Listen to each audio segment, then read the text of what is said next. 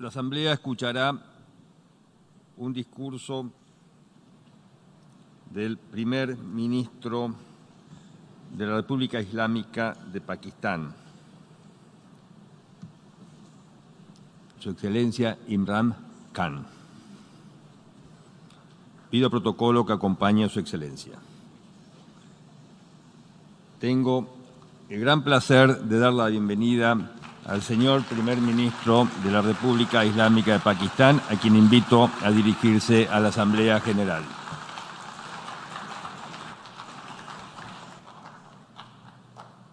Bismillah ar-Rahman ar-Rahim. Iyyaka na'budu wa iyyaka nasta'in. Mr. President, Honorable Secretary General, Excellencies,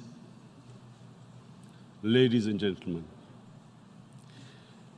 I feel honored today to represent my country at this Forum of World Leaders, where we have a chance to discuss problems that the world is facing. I want to talk about a lot of problems, but just 4 today. And I especially came to this forum despite a difficult time in my country, facing challenges. I would not have come, but because I feel that there are some very urgent problems which the world must address. So first of all, I start with climate change. So many leaders have talked about climate change. But Mr. President, I feel that there is a lack of seriousness. Perhaps world leaders some of the leaders who can do a lot, do not realize the urgency of the situation. We have a lot of ideas, but as someone said, ideas without funding is mere hallucination. Pakistan, I'll give you start with my own country. Our country is amongst the top 10 nations in the world which are most affected by climate change. We depend upon our rivers. We are mainly an agricultural country.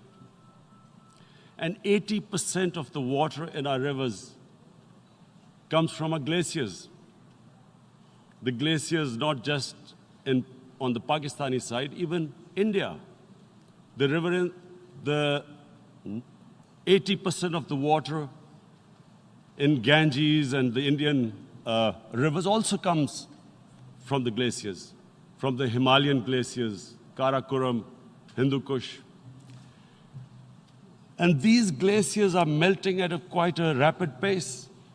We detected already 5,000 glacial lakes in our mountains. And if this keeps going, if nothing is done, we are scared that humans are facing a huge catastrophe.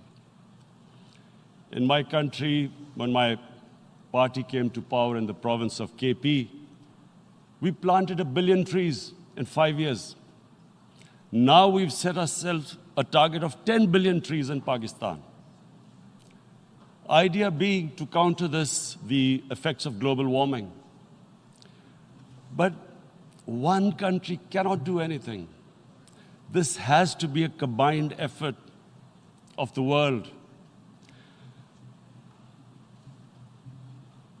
My optimism comes from the fact that humans, the Almighty has endowed humans with great powers. We can do anything, provided our survival instinct is stirred up. And this is really what I hope that the United Nations will take a lead in this. There must be more emphasis. Richer countries must be pushed. Countries that are responsible for greenhouse gas emissions. They must be pushed because our country contributes minuscule amount to greenhouse gases. So I feel that the United Nations must take leadership in this. My second issue for me right now is even more critical. Mr. President, every year, billions of dollars leave the poorer countries and go towards rich countries. Billions of dollars siphoned off by the ruling elites of the developing world. And they find their way into Western bank accounts, offshore accounts, tax havens, expensive properties hidden behind companies bought in Western capitals. Mr. President, this is devastating the developing world. This is causing more poverty, debts. It's impoverishing the developing world. The difference between rich and poor countries is growing because of this. Money laundering, which happens because money leaves the poorer countries into rich countries, is not treated the same as, for instance, money from drugs or terror financing. The seriousness which terror financing and money from drugs, the way it is treated, it's not the same. The way the poor countries are being plundered by their elites. It's not happening. In my country, when I took charge of our government a year back, in the 10 years preceding that, our total debt went up 4 times. The debt we had accumulated in 60 years, just in 10 years, it went up 4 times. As a result, the total revenue we collected in 1 year, half of it went into debt servicing. How are we going to spend money on our human beings, 220 million people, when half the money is going into debt servicing? Because our country was plundered by the elites, the ruling elite.